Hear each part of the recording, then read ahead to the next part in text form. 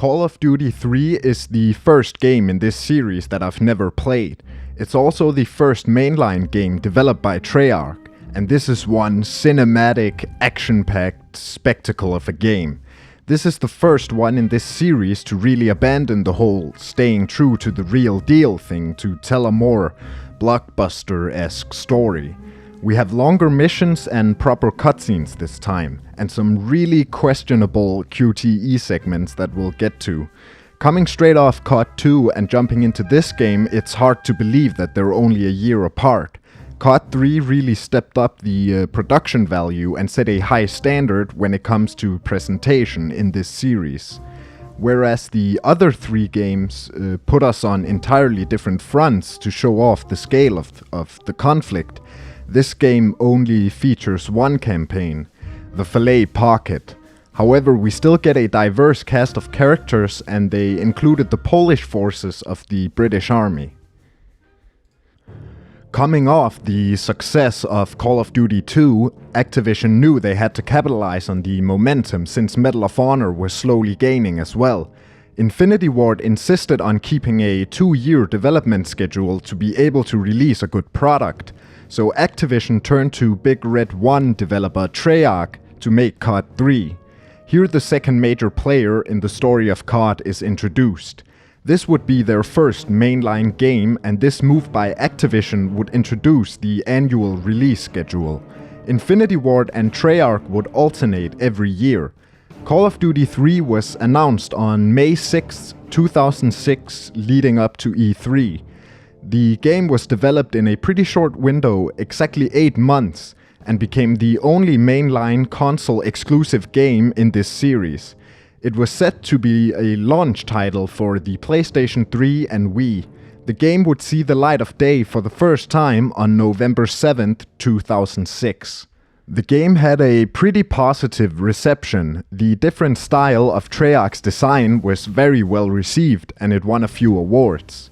However, the Wii port was really a mixed bag. Some had an alright experience, but others despised it. Even saying Call of Duty and Wii in the same sentence is probably an omen of doom. However, today people can pretty much agree that this is the weaker of the numbered COD games. The lack of PC release excluded a big part of their demographic, that combined with the fact that it really didn't do anything that notable for its time. Both of the previous games I covered didn't just further develop the series, but the industry as a whole. Also, the fatigue of World War II shooters was really starting to hit around 2006-2007. However, most of the problems that people have are with the multiplayer, and in this video we're only looking at the single-player campaign. The reveal trailer for E3 2006 opens with shots of the previous games, mainline as well as spin-off games, and shows the rise of the series in a quick recap. Then when we get to the part where COD 3 is revealed, we're met with these first-person shots of a soldier moving through a city as a battle rages around him. Already here we can see the Hollywood blockbuster elements with the slow-motion death and the hand-to-hand fight with the German. After that, it's revealed that the game is a console exclusive. I'm gonna jump in real quick. I couldn't figure out how to record gameplay in the way I usually do with my Xbox, so all the gameplay used in this video came from As Fuck Guide's high definition. You should check him out. Anyways, let's jump into the game.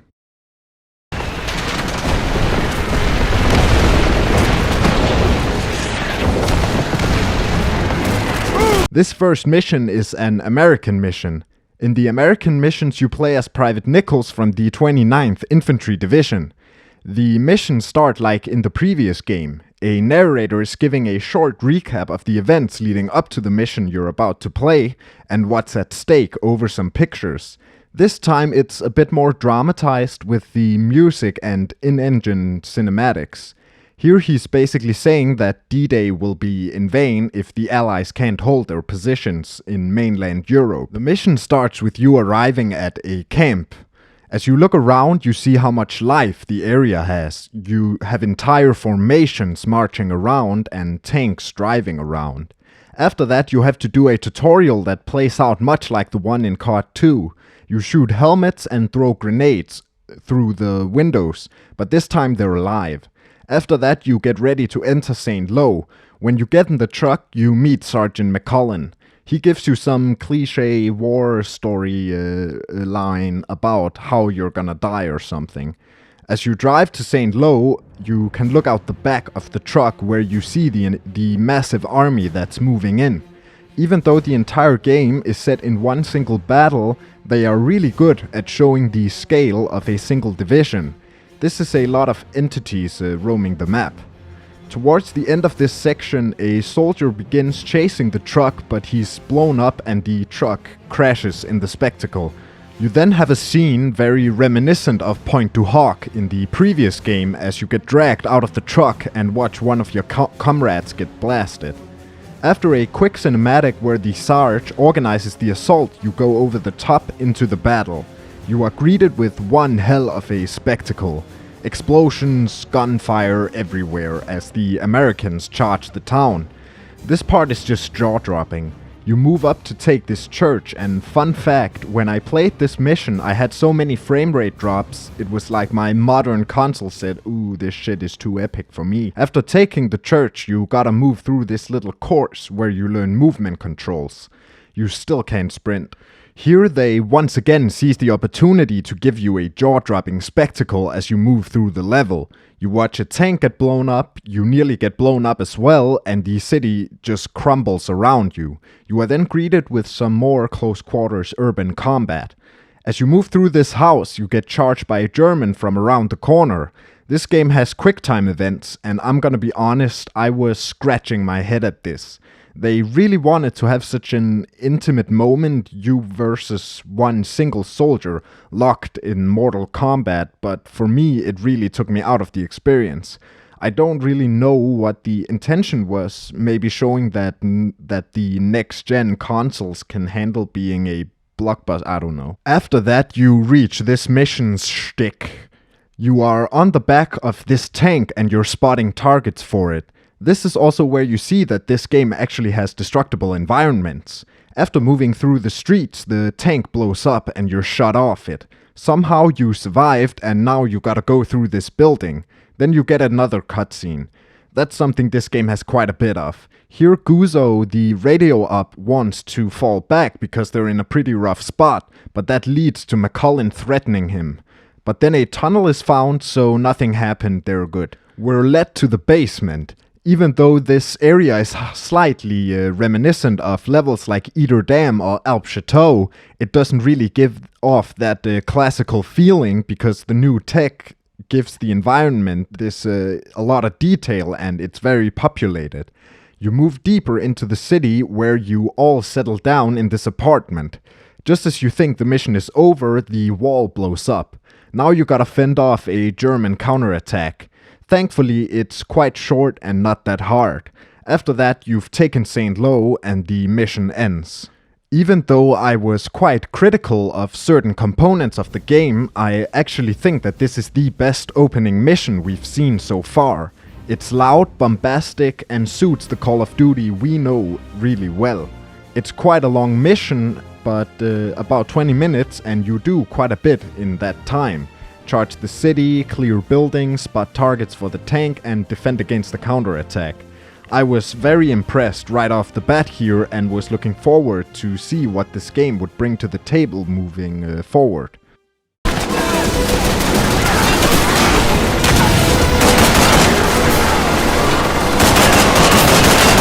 We get some more narration. Here he simply talks about the Falais Gap. Then we get a cutscene. Here Guzzo is pissed about what McCullen did in the previous mission, threatening to mow him down. So he tries to get transferred to a different unit. Then McCullen shows up and says that they're moving to Saint Germain, and that quite a few of them are being transferred. Then he proceeds to walk up to Guzzo like he's Darth Vader or something and says that his transfer request came through, mocking him, because he tried to get transferred. Here it gets very apparent that the game, unlike the previous, wants to tell a cohesive narrative with characters that develop and so on and so forth. Whether they succeed is yet to be revealed. As the mission starts, you immediately charge up this hill. It's a very intense section. You're taking a lot of fire and the hedgerows obscure the Germans. After that, you gotta follow this tank up this dirt road. Here you really start to notice the atmosphere. This mission has such an incredible atmosphere. The overcast sky, heavy rain, and overall grayness of the environment mixed with the sounds of war gives a depressing and tense feeling. It's very well done. You get to this farm where I notice something really annoying. Sometimes when you move into the play area, the previous area gets barred off with an invisible wall. So I was basically moving backwards for cover and just got stuck there. It only happened to me here though. You then get to work, clearing the farmhouse and the barn. After that you gotta charge this anti-tank gun. Here a new element is introduced. The sergeant will give 2 objectives and the squad will split. You then get to choose which of the paths you take. This next part reminds me a bit of the first Soviet mission in United Offensive. You move through this natural trench as the Germans shoot down from the sides. Eventually you arrive at the gun and take it out. This mission shifts quite a bit between open areas and cram areas, like how after taking out the gun, you first fight at these ruins and then move up this narrow hedgerow corridor. This next part is an uphill battle, literally. You have to charge up this hill at 3 German positions that lay down heavy fire on you. This is where I first started struggling in the game. It's pretty tough, but very cool. When you get to the top of the hill, you get this St. Mary section where you take cover from mortar fire. But Nichols gets knocked out by a tank and dragged to cover by the boys. As the tank approaches, it gets blown up by one of your tanks. Then you continue your advance. You fight your way into Saint Germain, where Nichols takes another mortar shell. You approach this German bunker position where you can see how Saint Germain is just a pile of rubble now.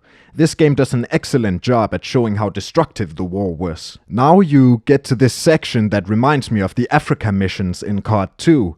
You have to move through this German position and clear trenches and bunkers. After doing that, you defend a bit until the cavalry shows up and the mission ends. McCullen says he just wants to watch the view now. It's a pretty cool sight actually. The tanks move up with a lot of infantry. This was another long mission at around 20 minutes. This game in general has much longer missions and they utilize the runtime well. The environment shifts constantly, which makes you feel like you're actually progressing, and the missions are jam-packed with objectives.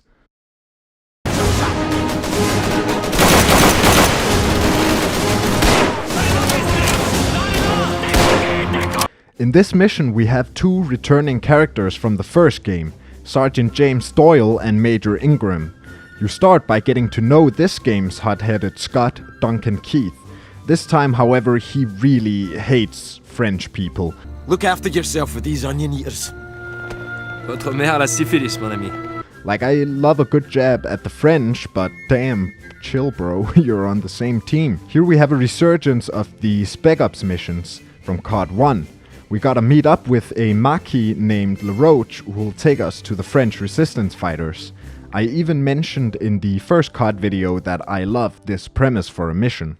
The mission starts with you dropping with a parachute, then you get knocked out by a tree, and as you wake up you're about to get smoked. But luckily the guy gets a taste of his own medicine before doing that.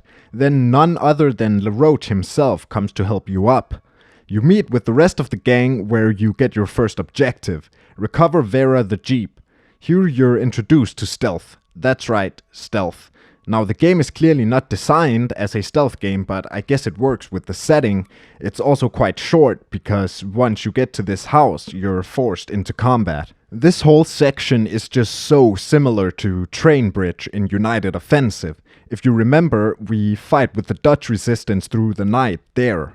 You fight through this farmstead, and here I discovered that this is the first COD game where you can throw grenades back. After that you find Vera. Now you have a jeep section ahead of you and you're driving. In these sections you gotta go the right way while dodging enemy tanks, and your AI comrades will handle the shooting for you. Duncan will guide you as you drive. This is a recurring gimmick in the British missions. It is sometimes really hard to know where you're supposed to go when the battle gets really intense, but it was only here specifically that I ever actually got disoriented. When you arrive at the checkpoint, you meet Isabel, another resistance fighter, and now you have to help her and her boys with clearing a German artillery position. The design of this part of the level really reminds me of Breakhorn Manor. It's almost an exact reskin of the mission in the original game. Now the compass shows multiple objectives, but the level is very linearly designed, so you will have to do them in order. That's something I noticed about the entire game. Compared to COD 2, the scale of the battlefields you fight on has shrunk quite a bit, and you're forced down these linear paths.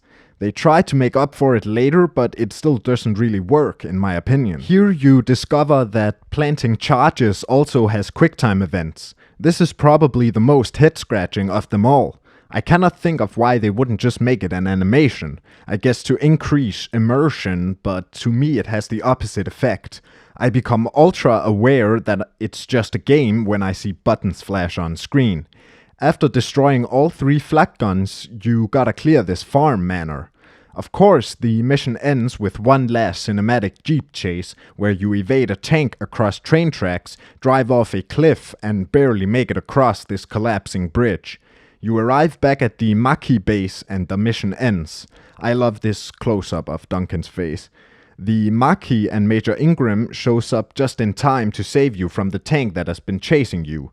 We have an ending cutscene where Ingram tells Duncan to thank Marcel, one of the Maki, for the save. And obviously that's something Duncan just can't do, so he locks horns with LaRoche once more. Perhaps next time we won't be as charitable. This mission was good fun. It reminded me of United Offensive, and I really liked the Jeep sections. Sure, they were really over the top, but COD has really abandoned all touch with the real thing at this point.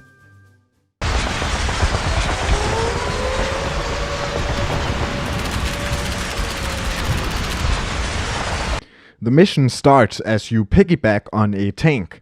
Dixon gives a briefing of the mission, and it's revealed that at this point McCullen hasn't said a word in days. After clearing some houses, you get to this really cool section where you clear a castle. It kinda does imitate the classic FPS games with the World War II, but in a castle setting. You definitely know what game this makes me think of. After that, you approach the river. Here I noticed how many times you gotta use enemy weapons. The intensity and length of the missions makes you run out of ammo quite quickly. Now you gotta row across the river. Again, the rowing controls are really odd, but the section itself is actually pretty cool. Planes and artillery take shots at you as you approach.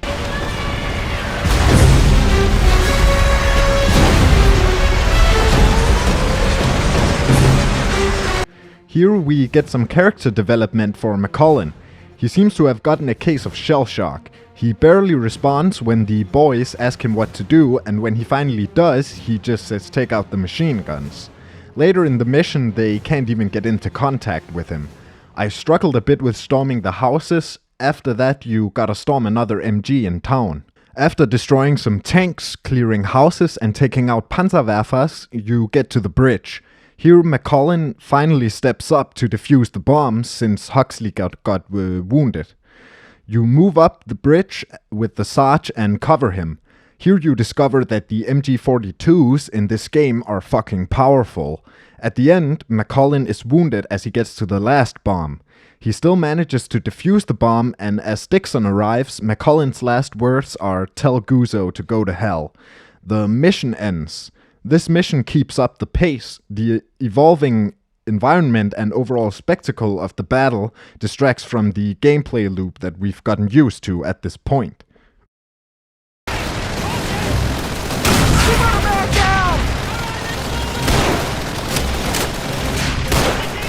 Now this is the first Canadian mission.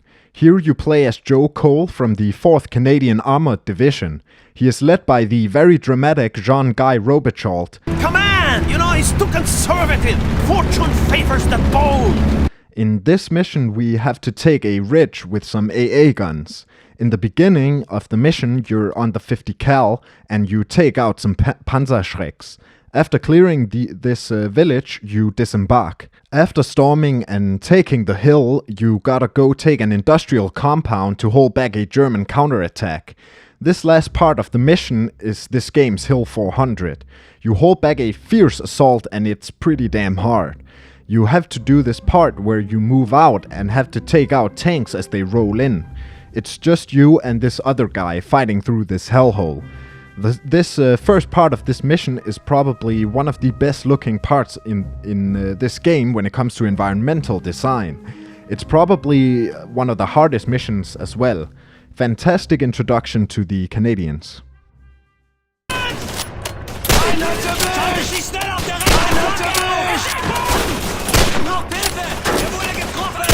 We're back with the British and Duncan still has it out for LaRoche.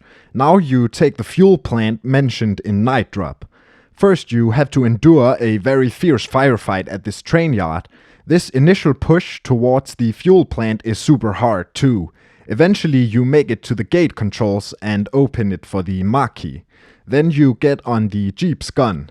I believe in my notes I labeled this section as epileptic turret section. Now you gotta plant charges on these fuel towers. While doing that, a German gets you from behind and conveniently he has a weapon malfunction as he's about to shoot you. I've already said how ridiculous I find these QTE fights, but this one is just a new level of out of place. After playing the previous two cards, these sections just makes you wonder what the thought really was behind it. After blowing them up, you escape in the Jeep. In the end, you discover that Ingram was left behind and Duncan obviously blames the Maquis and even accuses Marcel of collaborating with the Germans. Damn straight, I think you're an collaborator. So tensions are high between our heroes. In this mission, I really started to feel the fatigue. Even though these past 3 missions have all been those 20 minutes, I still can't really find that much to say that hasn't been said already. I must say, however, I really like the ambience of this mission. It's this quiet mechanical noise from the machinery. Luckily, the next mission gives you a break.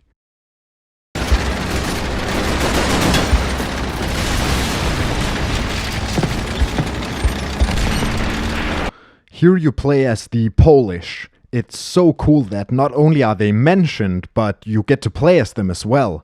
Here you're Bohata from the Polish 1st Armored Division. It's a tank mission. It plays mostly the same as the last ones, but here you also control the machine gun.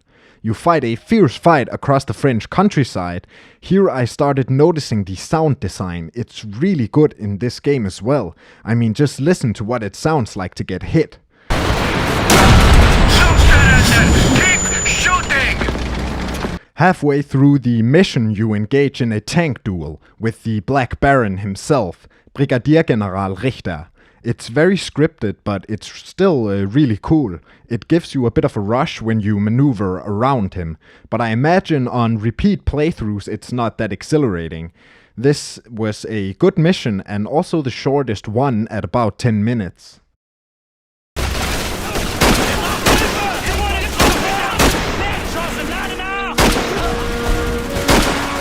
We're back with the Yankers. Dixon has replaced McCullen and you're about to clear this forest because the French sucked at it, and the engineers disappeared. You're immediately thrust into battle. I love the setting of this mission. In general, I love forests, especially snowy forests.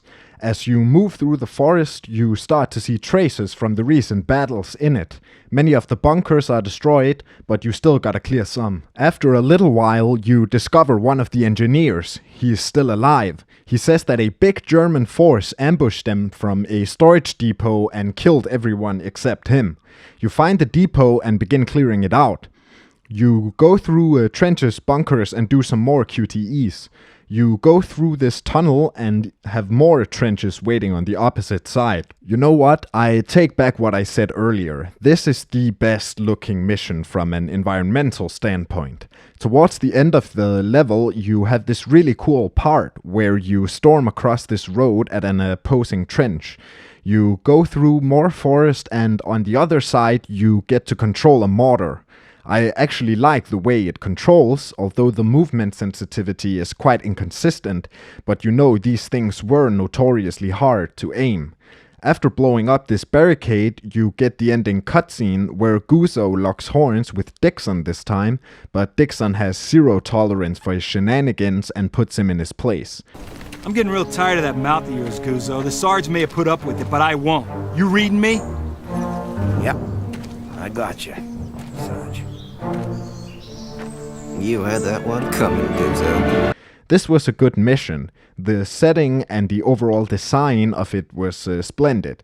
One thing I do like about the cutscenes and cinematics in this game is they don't overstay their welcome. They're only around 45 seconds or less, with a few exceptions.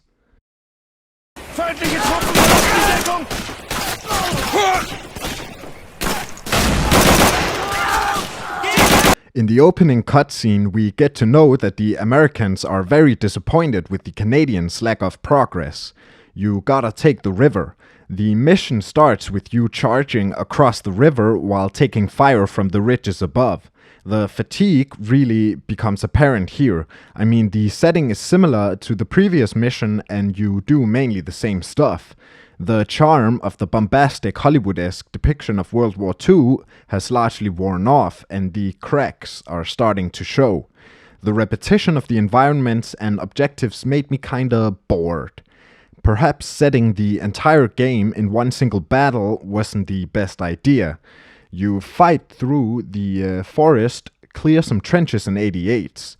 You also have a mortar section here. The mission has some really cool moments and the way Robichaud picks on Baron is quite funny. But yeah, nothing we haven't seen.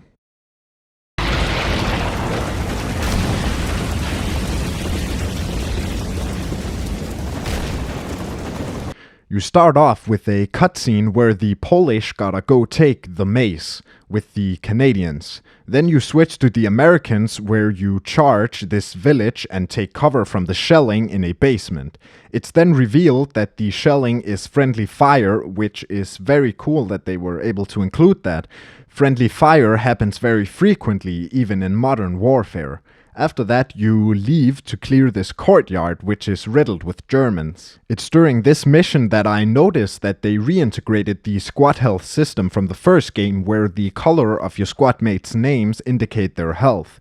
After that, you have another one of these hand-to-hand segments where you literally get thrown out of a window and blow him up with his own grenade.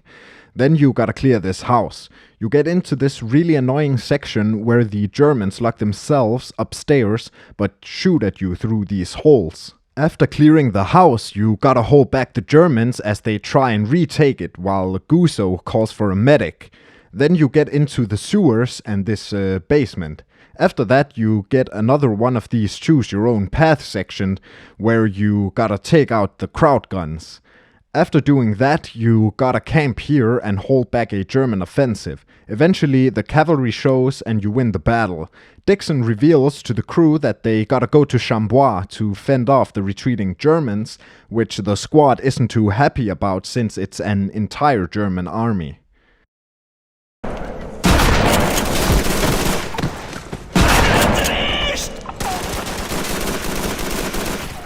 Now you gotta go to recover Ingram and some Marquis prisoners. You start off in this turret section and then after you grab the wheel. Now you gotta go around to various locations in this village to rescue the prisoners. I find this premise really cool. When you drive, you evade German roadblocks and positions and you see various spots throughout the village. The areas you drive to all set themselves apart from each other. One is in the city, the other is outside by a farm, so on and so forth. However, the ending to the mission is pretty damn hard as well. You have to hold the town square. You don't have the best cover, but the enemy does. Eventually this armored vehicle shows up and you move out with Isabel to take it out. She sets the charge but is then blown up. Marcel is super heartbroken and Duncan shows some compassion for the French for the very first time. He even calls the Marquis brave. I'm sorry, Marcel. She was a brave lass. So I am.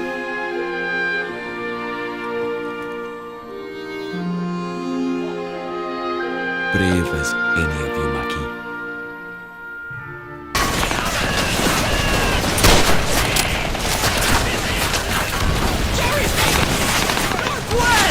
We're back with the Canadians. They're moving in to reinforce the poles at the maze. Baron gets sent to replace their fallen radio operator. You ride into town where you're immediately put under heavy fire. You fight through the town where you meet this guy. Now you gotta move up to a tavern to rescue some prisoners.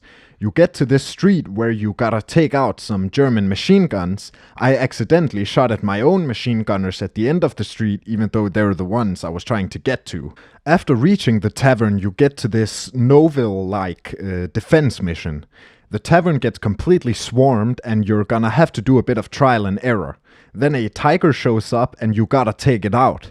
When you leave and get to the first house, you gotta tear down these boards with a crowbar.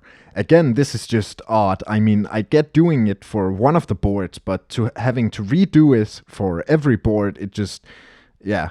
You get into this basement at the end of the street where you rig these barrels with explosives. The charges seem to be defective, and when this guy goes to investigate, he is blown up along with the rest of the boys.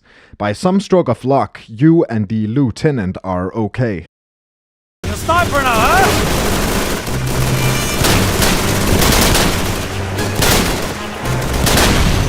Now we're back with the poles. They've taken the maze and now you have to hold it.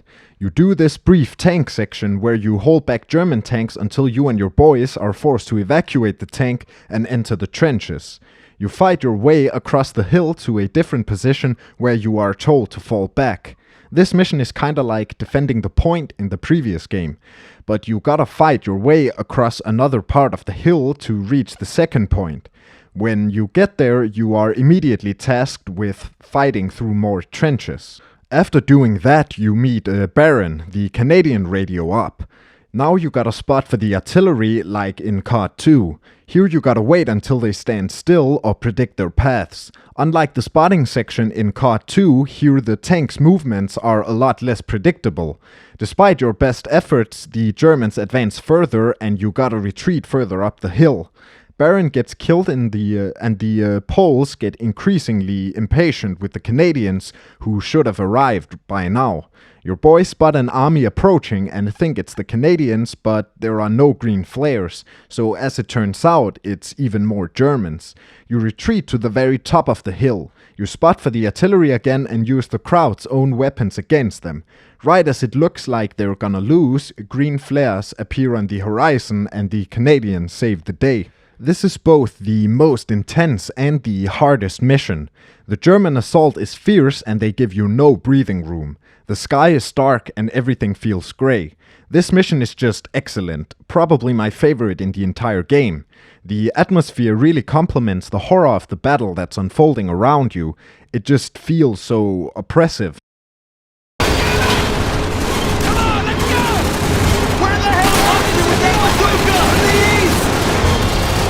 The opening cutscene sets up what's at stake.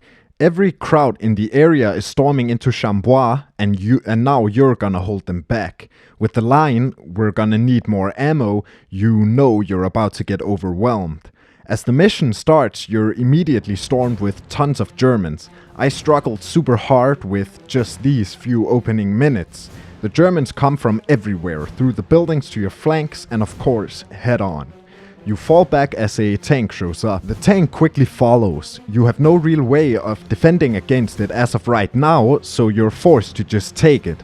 You fall back to the church where a chaotic scene awaits. A doctor is desperately trying to save some comrades and one of your buddies are performing quite an aggressive interrogation. But the icing on the cake is more friendly fire. After fighting through these ruins, you gotta go support another company across town. When you arrive, you're immediately forced to pull back to the top of this hill. Here, Dixon gets shot and killed. After that, you finally band together to take out the tank that's been terrorizing you for the past 10 minutes. Then you fight your way across town to push back Jerry once and for all. The Germans really throw everything at you here, but you can use the anti-tank gun and a bazooka. After a while, the Flyboys come and destroy what's left of the Germans. The mission ends. In the end cutscene, you get a throwback to the opening of St. Lo, where Guzzo addresses the new recruits, but here he simply says, "One rule, you're no good to me dead." This mission was a great send-off. It was bombastic and you really felt like this was it and you had to win or everything you've been doing for the past 4 hours was in vain. That feeling is sold exceptionally well, and I love the callback to McCullin in the end where Guzzo says a shortened version of what McCullin says. Call of Duty 3 to me is really where the series becomes what it is. COD 2 made a huge step in that direction, but it's really here where we see the COD we know from today for the first time. Almost every mission has at least one over-the-top cinematic moment. For the first time, they also try to have a cohesive narrative with characters rather than here is what happened to these 3 people in World War II. We see McCullin go from a rough-edged, tough guy sergeant to a catatonic shell of his former self, only to pull through in the end. We see Duncan finally learn to respect the Maquis and all they're doing for the cause. The tone of this game is also notably different from the 2 previous games. Treyarch hasn't fully committed to their dark, nightmarish depiction of war that sets them apart from Infinity Ward yet. But with the grey environment and the various graphic scenes, it's a little more frightening than the previous games, where the tone is dominated by this complete admiration of the bravery of these men. They were clearly trying to have a more gritty tone, but they ruin it with the weird QTEs and those over-the-top close quarters battles. This game tries too hard to be a Hollywood blockbuster rather than a faithful depiction of World War II and a tonally consistent sequel to the previous games. There are so many moments where our main characters should have died. I did like the longer missions, however. The levels are designed in a way so that the different segments of the missions flow together smoothly. Instead of just having urban area followed by farm or forest area, they all sort of bleed together. They are good at utilizing gimmicks to keep the player in that "wow, how they do that" mindset throughout the first part of the game, but after a while, as the gameplay loop becomes more redundant, the cracks start to show. All in all, Treyarch makes a great debut onto the scene, but I can definitely tell why Call of Duty 3 is considered the weaker of the first games. Anyways, that's all for today. Please like and subscribe, and bye.